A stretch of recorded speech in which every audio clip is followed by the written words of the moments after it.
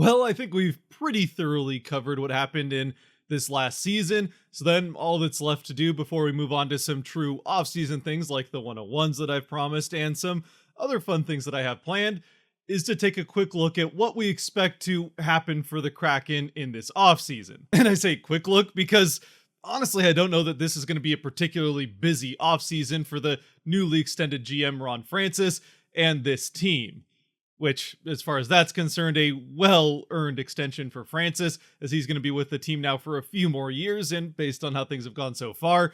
I think we can all be pretty happy about that. Now, there are a couple of reasons why I don't expect this to be a particularly eventful offseason for the Kraken. The first being that, while they do actually have a fair amount of cap space to play with, roughly 20 million when you take away all the contracts coming off of the books and before we add any new ones back, they don't have a ton of empty places on the roster, at least as it was last season when healthy, to add those into. On the forward end, they already have 10 of the 12 guys that, again, when healthy, they had last season already under contract, which just leaves 2 spots, and at least one of those, I think, is pretty likely to be one of the guys that's coming off of a contract to be getting extended and coming back. Which then, even if they do only end up re-signing the one guy on an expiring contract for next season, that only leaves one open spot for the likes of Ty Cartier, Shane Wright, or heck, a new guy to come into the lineup in the offseason via free agency. Meanwhile, on the defensive end, while they do only have 3 guys under contract for next year, I think it's pretty likely that 2 of the guys on expiring contracts come back, which again, only leaves one spot for a new face. Again, whether that's a prospect coming up from the AHL like Riker Evans, or someone via free agency. And then, obviously, in goal, the Kraken already have 2 guys under contract there, even with Martin Jones headed out the door, in Philip Grubauer, who's obviously sticking around, as well as Chris Drieger, who didn't play any of this last season with that injury that he sustained over the summer, and then the recovery process that started in March, and he did all of that at the AHL level. And that's even without mentioning the, once again, new situation they have with Joey Decord, who, well, we'll get into that here in a second. So then, other than the obvious upcoming draft, the one thing that will be keeping Francis busy here over the next little while is figuring out which guys to re-sign and actually getting them re-signed. On the forward end, again, I only really think that I expect one guy to end up getting re-signed by the Kraken before free agency hits, and that would be Morgan Geekie, who is an RFA, so it doesn't necessarily have to happen before free agency. In fact, the Kraken might go the offer sheet route when it comes to Geekie, especially considering I wouldn't expect too much more than a 1, 2, maybe 3-year deal at somewhere around $2 million per year, and probably edging towards the lower end of that. Which then, like I already said, only leaves the one spot on the forward end, with Burakovsky coming back from injury and assuming everyone else stays healthy throughout the summer, for any one of their prospects to come up, whether that's Cartier getting a chance after what he did in the playoffs, Shane Wright, who I'm assuming the organization will definitely be giving a chance in the preseason. He'll still have to absolutely earn that spot. It's not necessarily even going to be his to lose with how Cartier played, and that's even without them signing a free agent in the offseason as well. So that does, of course, mean that guys like Daniel Sprong and Ryan Donato are probably on the way out. And even if they do get re-signed, it probably is just as depth, if anything else. And with that being the case, it does make it especially harder for a guy like Daniel Sprong, who just scored 21 goals this last season and is probably looking at a contract somewhere in the $3 million range, to end up getting re-signed, as they're not going to want to re-sign a guy for $3 million a year, even if it's just for 1 year, so that he can sit around waiting for someone to get hurt or come in as a alternate on a 4th line. Now, if they can find a way to keep Donato as a depth piece for, say, $1 million a year, then I think there's a chance they do that, but I wouldn't be terribly surprised to see him get somewhere in the ballpark of $2 million elsewhere in free agency. So again, as much as I like both of those guys, I don't know that either one's coming back. There's also Jesper Froden, who finished the year with the team, but I would imagine that if the Kraken do re-sign him, it's to a 2-way deal and he goes right back to the AHL, where he's playing pretty well in the AHL finals with the Coachella Valley Firebirds right now. So then, as far as who ends up filling up that last spot for the Kraken, assuming Donato and Sprong are on the way out and they don't sign anyone in free agency, which might be a bit of a bold assumption, I think there's a decent chance they do go after at least a depth piece in free agency, if nothing else. And there is one bigger name-ish free agent that I wouldn't mind seeing them take a run at. I don't know that there's a great chance they get him, but we'll get into that here in a second. Assuming it is a new face from what we saw for most of the regular season in that last spot on the forward end, and I don't think I'm terribly alone in saying this, I wouldn't mind seeing the Kraken take a chance or give a real regular season chance to Ty Cartier in that spot. Of course, Shane Wright will also get a chance at it, and ultimately, the guy that gets that spot, if it is someone that's played more of their season at the AHL or Shane Wright, which his situation is still very unknown. He could end up in the same situation as he did this last year. It's probably all going to come down to preseason performance, whether that's the preseason games or the training camps. It might be Cartier's spot to lose without a free agent signing, but Wright's going to be given a pretty good look. And then there's also the issue of Cole Lind and what the Kraken do there, because while they still have all sorts of controls over Wright and Cartier, if they were to decide to waive them and send them to the AHL after the preseason is done, if they were to try that with Lind, well, he's out of options. So if the Kraken were to waive him after the preseason, he would have to clear waivers to get to the AHL. And after the season he's had in the AHL, I'm not sure he would clear them. I mean, it's certainly not impossible that he would clear them. I wasn't sure that Decord was going to do that, and he managed to clear waivers after last year's preseason, but still it would be taking a chance that they would lose Lind. Now, the absolutely ideal scenario, I think, from a Kraken perspective, is that Wright makes a huge jump in the offseason and really gets to work over this summer and comes back ready to play, and they can stick him into that fourth line role or even move him farther up the lineup. He comes in ready like Beniers was for this last season, for next season, and they don't have to worry about whatever headache of a situation they could have with his OHL rights versus AHL eligibility and all of that stuff that they dealt with this year. And then they can figure out what to do with whether Cartier is a depth player or if they find a way to get him into the fourth line, and they can maybe keep Lind there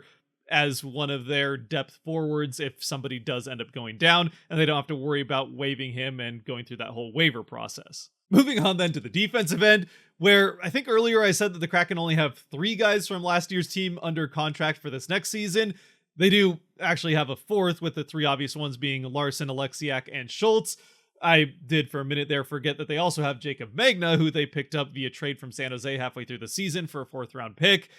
Magna only played in a couple of games and was not particularly notable in those. Also, they were pretty bad games for the Kraken as a team.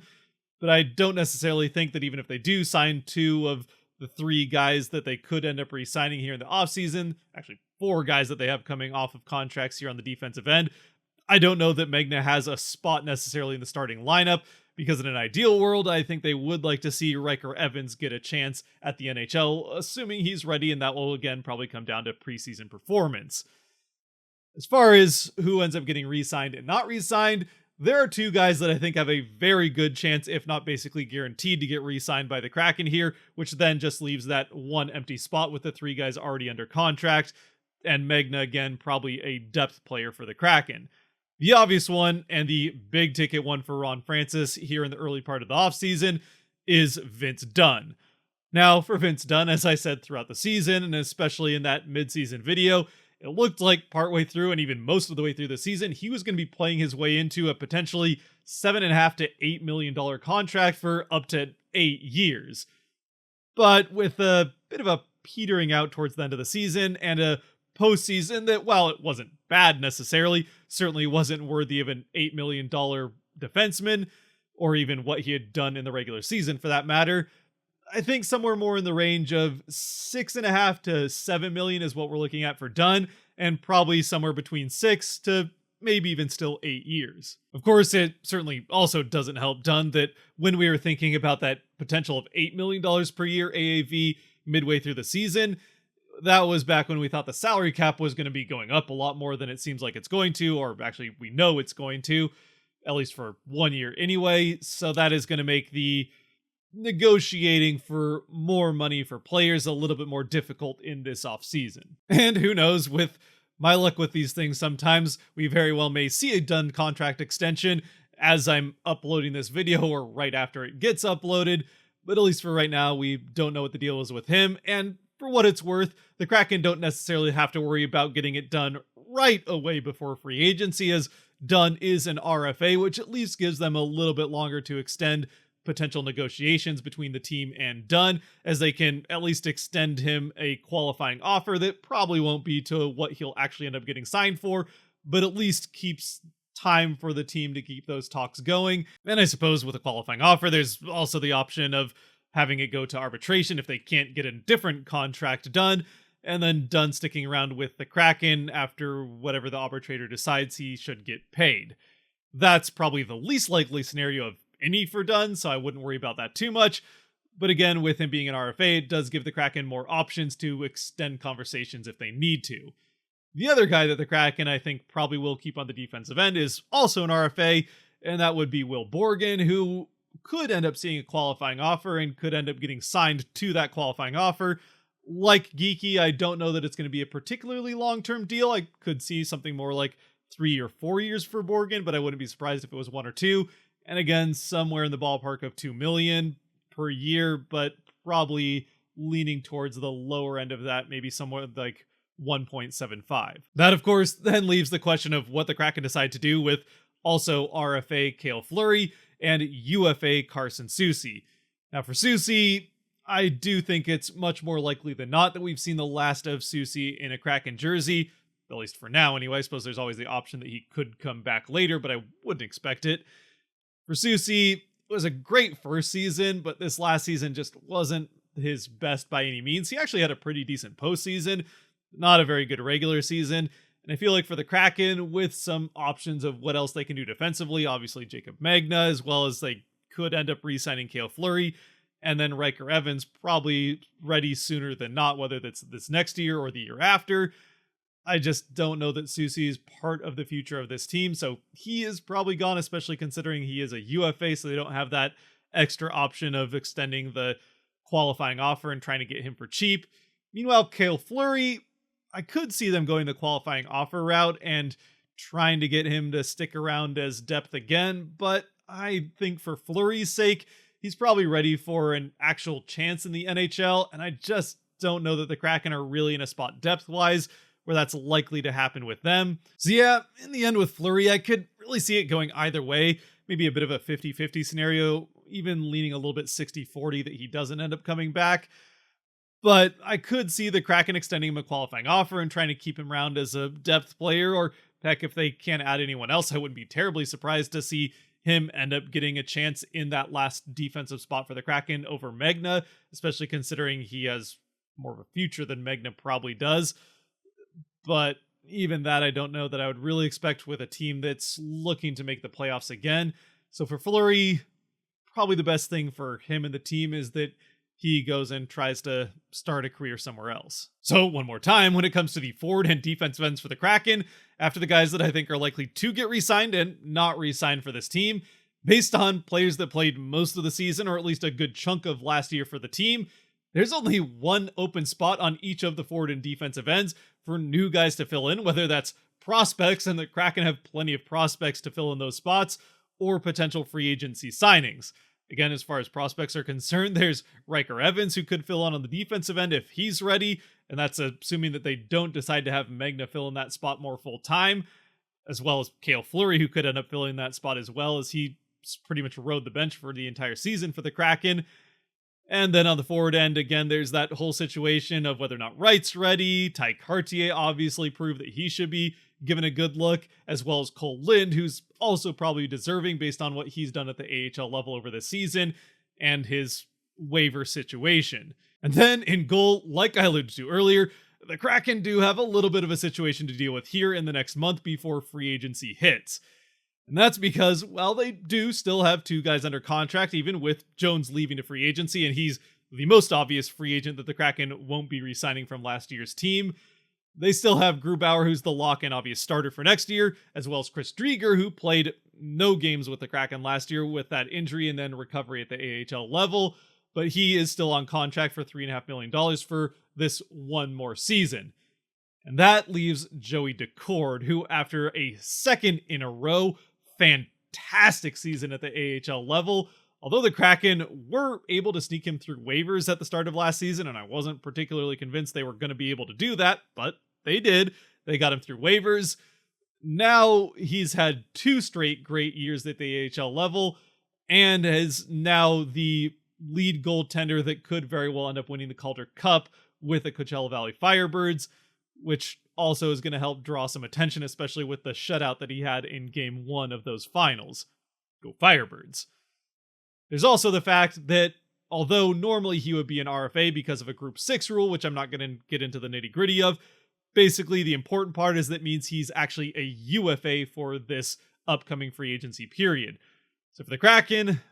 they do need to figure out how to get him re-signed and what to do with him if they want to keep him. And personally, I would really want to keep him if I was the Kraken, as he has proven that he is definitely ready for an NHL look. And it's because of that he could very well decide to go to free agency if he doesn't feel like he's going to get that NHL look with the team. The Kraken, that is. And even if the Kraken do end up signing Decord for what will be a pretty reasonable deal, considering he doesn't have a lot of NHL experience yet, somewhere around $1 million per year for 1 or 2 years, something like that, they will probably end up having to keep him as the backup because it would be pretty challenging to get him through waivers, considering again what he's done at the AHL level, and there's always teams that could use goaltending. So then what probably makes the most sense, assuming the team wants to keep Decord, and I would certainly be bummed if they end up not keeping him, would be to sign Decord to, again, that reasonable deal, and then end up having Drieger go through waivers and to the AHL, which he likely would clear. Again, not too many teams are likely to bite on $3.5 million for a guy that has not played for an entire season and didn't even play a ton the year before that. Again, only time will tell what happens with that situation, but it was certainly one that I felt like was worth bringing up because personally I'm a big fan of Decord, and I think he has a chance to be at least part of this goaltending situation for the Kraken going on into the future, as he's still just 25 years old and again has shown a lot of promise at the AHL level, so it'll be interesting to see what he could do with a little bit more of a chance in the NHL. And there's also the fact that he's just a really entertaining goaltender to watch with how aggressively he plays the puck. It is a little bit nerve-wracking at times, but it is a lot more fun to watch than the safer styles of goaltending, even if it does get your heart going a little bit as a fan. Anyway, all of that leads me to my second reason for thinking this is not going to be a particularly eventful offseason for the Kraken,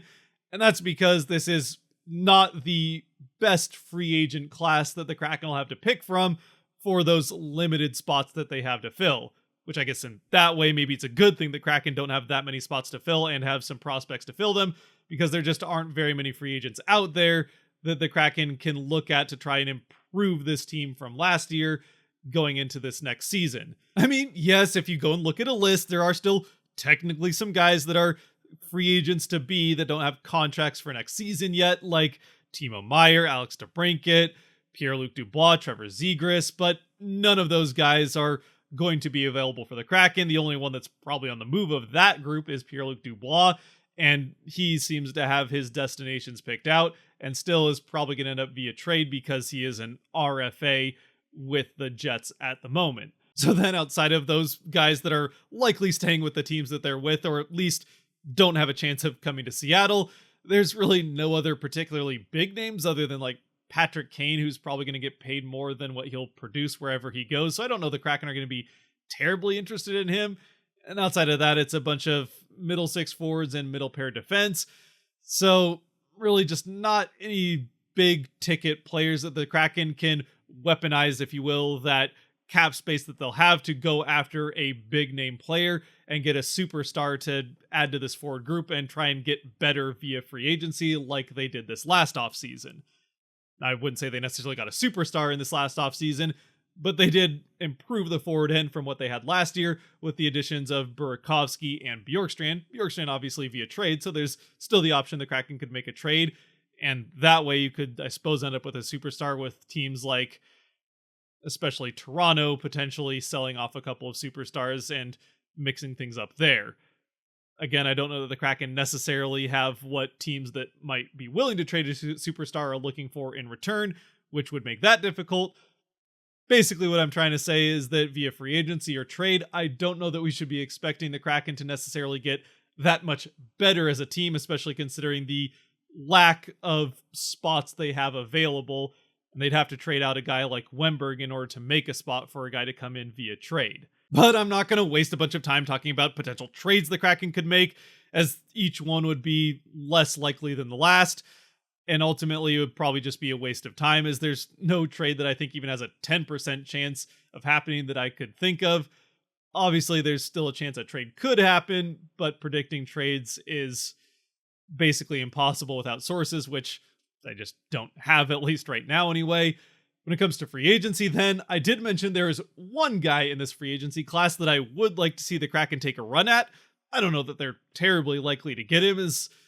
I think the expectation is he's probably going to end up re-signing back with the team that he started last season with,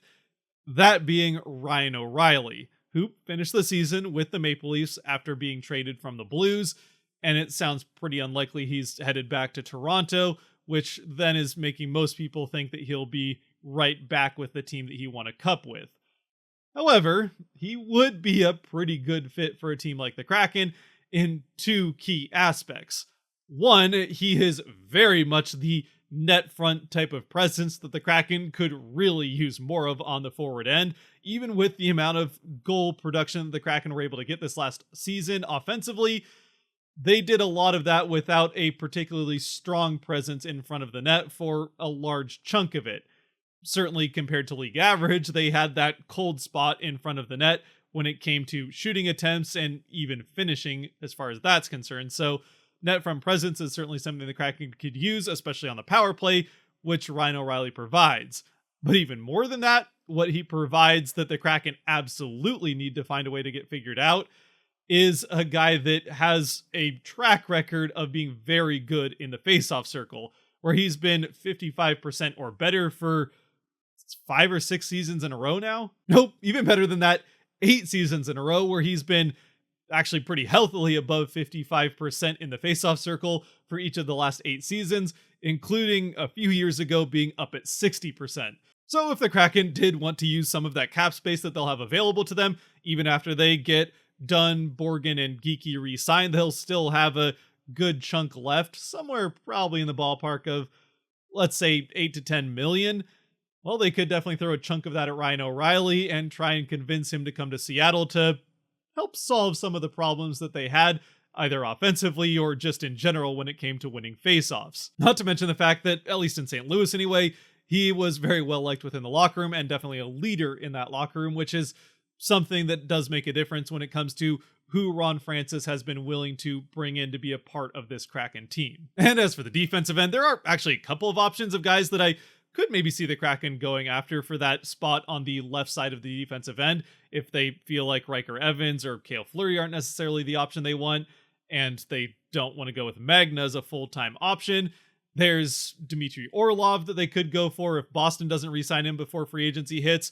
or Ryan Graves, same situation with the Devils. Graves is actually a guy that I was kind of hoping would be available for the Kraken when it came to the expansion draft, but Colorado ended up trading him to New Jersey so that he wouldn't just leave the team for free, as he probably would have been the Kraken selection. Obviously, they end up with Donskoy, and that situation has been pretty unfortunate with his concussion issues that kept him out of this season, and again, may very well have ended his career, as he's part of that 20 million coming off the books for the Kraken in this offseason. Now, between the two, Orlov is coming off of the better season. That having been said, he did play with the Bruins, and just about everybody on that team had a pretty good year, until the playoffs, obviously. But that could end up earning him a little bit more than he's actually worth here in this free agency period, especially considering the fact that he's also 32, so definitely not getting any younger. And when it comes to that, between the two players, I'm partial to Graves. Again, he could probably come to the Kraken for a couple $1 million cheaper than Orlov would potentially, and is 4 years younger. Plus, he's an ex-Avalanche, so I got to watch him play with Avalanche for a few years. And yeah, I don't know. But I'd love to hear what you guys think down in the comment section. Are there any free agents that you've seen that you would really like to see the Kraken take a run at? How much you'd be willing to see the Kraken potentially pay said free agent? Or heck, if you want to go wild with potential trades, I did bring up maybe Mitch Marner as a absolute dream scenario trade, though the Kraken would probably have to part with the likes of Vince done in order to make that happen, as well as a first round pick or two. Still, trades are fun to speculate about, even if I'm not going to spend a ton of time doing it here in a video, at least not this one anyway. Anyway, let me know what you think down in the comments section. Heck, if there's other guys that I think the Kraken might not re-sign that you'd like to see them re-sign, like Donato or Sprong, or heck, maybe you're still a big Carson Soucy fan, let me know about that as well. And in the end, it's all speculation. We'll find out here in the next month when it comes to who the Kraken re-sign and who could end up filling any potential open spots at the start of next season. Either way, this is a team that probably won't end up getting all that much better via free agency or trade here in this offseason, but also isn't going to be getting all that much worse. Again, they are going to be losing, I suppose, a few goals with the losses of Donato and Sprong, particularly with a 20-goal season, 21 goals for Sprong. But they will be having another full season of growth from Matty Beniers. But even if they don't get that much better, at least on paper, from last season to this next one, they aren't going to get that much worse, as it's going to, on paper, pretty much be the exact same team with maybe a couple of new faces. After all, this is a team that just went to Game 7 of the second round, and with some young players in key places that will have an extra year under their belt, and heck, we'll probably even have a full season of Burakovsky being healthy. Knock on wood. Anyway, until next time, if you have made it to this point, thank you very much for watching. If you did like or enjoy this video, there are buttons for that kind of stuff down below to support the channel. And I'll see you for what will probably be a 101 video next. Until then, stay safe out there, be good to each other, God bless, and go Kraken!